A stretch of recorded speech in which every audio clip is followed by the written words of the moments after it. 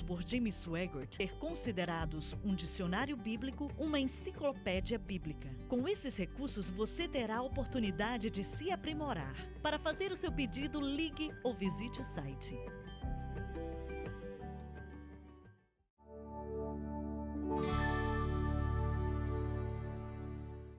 Estamos de volta. Havia acabado o tempo no programa anterior, mas você estava dizendo algo, Dave. A grande comissão é para todo crente, não é só para os 5 dons ministeriais. Bom. Então, todo crente tem que impactar a sua vizinhança, tem que impactar o seu local de trabalho, todos os aspectos de suas vidas.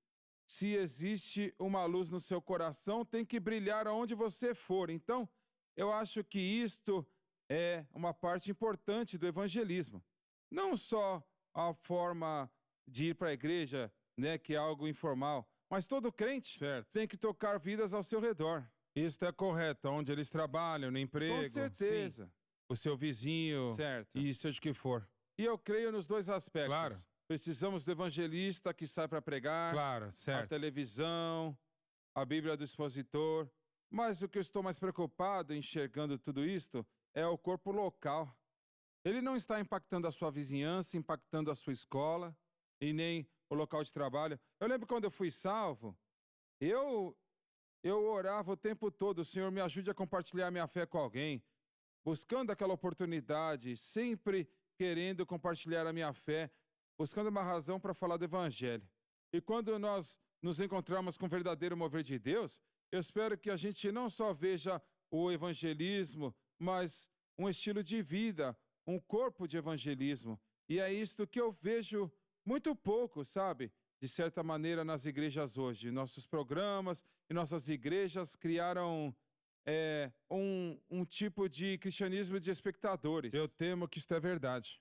E é um ministério de vem me abençoar, vem me influenciar, vem me entreter, vamos apagar a luz e colocar luzes na igreja. E tudo é sobre eles. Mas a igreja é para as pessoas. A igreja deve estar impactando as pessoas com o evangelho. E aí eles vão e compartilham o que eles conhecem com o mundo ao redor deles. Nós vemos aqui, nesta frase, essa primeira frase: continuaram firmes. Isto quer dizer, perseveraram. Certo. Não era algo que fizeram uma vez. Todos os aspectos que vamos olhar nos próximos versículos aqui. Mas aí houve uma diligência de todo o coração, uma perseverança. Eles continuavam. Às vezes as pessoas ficam cansadas com isso, né? Continuando falando das coisas de Deus e tudo mais. Mas estamos tentando seguir este padrão. E uma das primeiras coisas que estão falando aqui é doutrina. Bem, a doutrina para muita gente é entediante. Mas você mencionou, a salvação é doutrina. Claro. A cura é doutrina. Ah, sim. O batismo com o Espírito Santo é doutrina. Então, estas são áreas e são princípios da palavra de Deus que são muito importantes, devem ser, para todos os crentes. E diz que eles perseveraram na doutrina diariamente. Certo, sim. A doutrina dos apóstolos precisamos olhar para isto por um momento. Eu creio que eles pregaram, eu sei que eles pregaram e ensinaram a salvação pela fé. Esta era a sua pregação, salvação pela fé. E este era um obstáculo que eles tinham que passar, porque a igreja primitiva, veja, os primeiros 50 anos era feita de quase judeus, praticamente, não é isso? Sim, pelo menos os primeiros 15 anos, sim. 50 acho que é muito, mas pelo menos 15 ou 20 anos, certo, era feita basicamente de judeus. Então, eles tiveram que passar por esse obstáculo de ir para a fé. E você tem que dar para o apóstolo Paulo o maior crédito disto, por isso, certo. A doutrina que eles conheciam, e já falamos em programas anteriores, mas as pessoas cometem um engano quando pensam que esses primeiros 5 anos do Evangelho foi algo claro, detalhado, um anúncio claro do que Jesus fez por nós no Calvário. Eles não entendiam assim. É verdade. Eles não entendiam todas as coisas que foram trazidas, Deus levantando os mestres da igreja. Havia uma grande controvérsia, como o apóstolo Paulo, certo? Então, eles foram ensinados primeiramente por Cristo e nos 40 dias que ele tinha para mostrar para Israel que o Messias havia sido profetizado no Antigo Testamento, na lei e nos profetas, que o Messias iria morrer e ressuscitar de novo. Isto foi um impedimento muito grande para eles vencerem.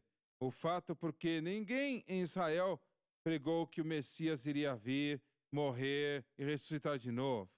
E Jesus, nesses 40 dias, dando muitas provas infalíveis do fato de que ele estava vivo, ensinou eles que isto seria a sua obra. E eu acho que é por isto que no capítulo 1, isto fala da ideia de Israel, sabe? O que nós vemos agora que é Israel se levantando nesta posição. Você vai exaltar Israel? Não. A ênfase estava em Israel porque Jesus os enviou nos seus primeiros 3 anos e meio de ministério e até imediatamente após o dia de Pentecostes, primeiramente para Israel. Então eles estão falando de Israel aqui. Bem, o que nós vemos no sermão de Pedro em Atos 2, esta é a doutrina da igreja primitiva. Bem, você sabia que Jesus, no seu ministério para os seus apóstolos imediatos, os 12 e os 70, que ele falou também sobre o problema da lei e da graça. Ele falou na parábola dos pães, a parábola dos talentos e tudo mais, né, colocando um novo vinho em odres velhos. Eles não entendiam o que ele estava falando, na verdade não sabiam. Mas ele não falou sobre esse assunto muito, porque não era o tempo. Correto. E a informação que eles tinham sobre o Espírito Santo estava limitada a 1 ou 2 discursos, no máximo. Um na noite antes dele ser crucificado. Então, não havia muita informação para entender ou compreender o que Deus queria com a igreja da Nova Aliança nesta época. Ele falou mais sobre o Espírito Santo na última semana de sua vida e ministério, certo, do que ele falou na totalidade dos 3 anos e meio do ministério público juntos, certo? E a razão, novamente, Atos 2, com a vinda do Espírito Santo, que supervisionaria, né, a Trindade aqui na terra e se tornaria o Espírito Santo, enquanto Cristo estava aqui, era ele. Certo, e esta é a razão, porque não havia uma razão para você falar do Espírito Santo com ele aqui. Exato. Então a exortação dele seria, quando ele vier, estas são as coisas que ele vai fazer. Ele é um outro consolador. E esta é uma declaração muito importante. Um outro no grego é um do mesmo tipo. Agora, o primeiro consolador foi Cristo. Então, Cristo estava ensinando para eles, eu vou embora, mas depois de eu ir embora completamente, veja, depois de eu subir para o Pai, o Espírito Santo vai vir e ele não vai ser um substituto, um secundário, mas é o mesmo Espírito que você sentiu quando eu estava aqui falando com vocês, agora vai viver dentro de vocês e estará em vós para sempre. Correto.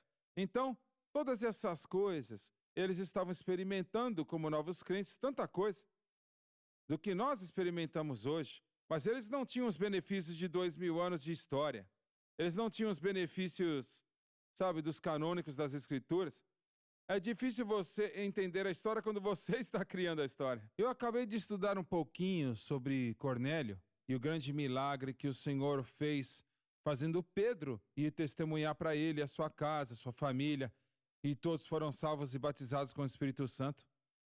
E isto foi algo revolucionário, sabe? Eles haviam lido a lei, mas a lei não dizia que não podiam ser gentios. Eles inventaram isso mais tarde. Mas havia algo que veio da hierarquia, sabe, dos escribas e fariseus. Mas Pedro disse, eu nunca comi nada impuro na minha vida e tudo mais. Mas haviam obstáculos que o Espírito Santo teve que passar, certo, para levar esse evangelho aonde está hoje, certo? 3 vezes ele teve que dizer, descer aquele lençol, 3 vezes, para ele entender, 3 vezes. Então, nós encontramos que, e você falou, era um obstáculo muito grande para seguir adiante o entendimento. Mas a igreja primitiva, então, estava limitada no seu entendimento. Eles tinham a direção do Espírito Santo. Mas sabe, se nós, eu e você podemos ter a direção e a orientação do Espírito Santo, mas nós temos a vantagem da palavra escrita. Certo. Hoje. Certo. E eles não tinham.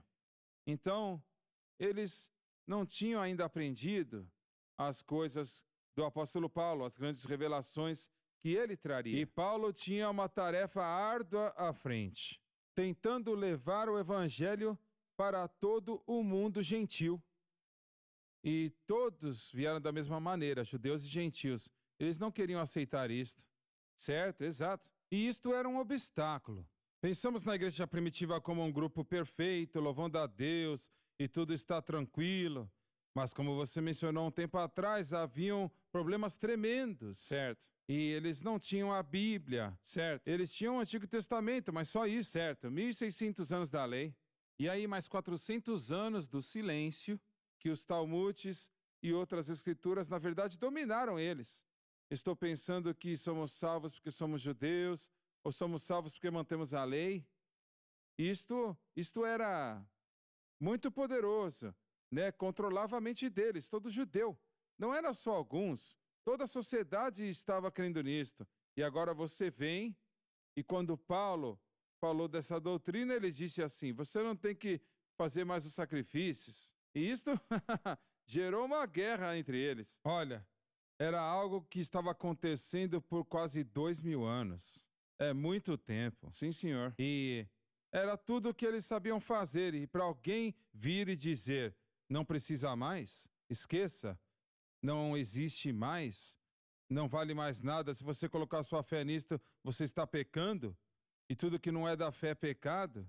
E isto era uma barreira muito grande de atravessar. E qualquer um que fosse menor que o apóstolo Paulo não ia poder fazer isto, certo? E ele era um especialista na lei.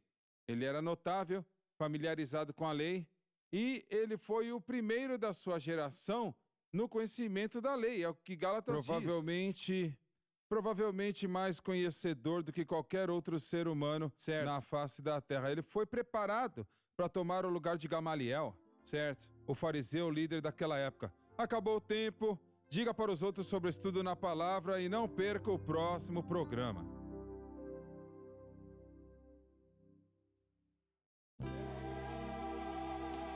Obrigada por assistir o programa de hoje, um estudo na palavra. Assista os programas arquivados online no site sunlifetv.com.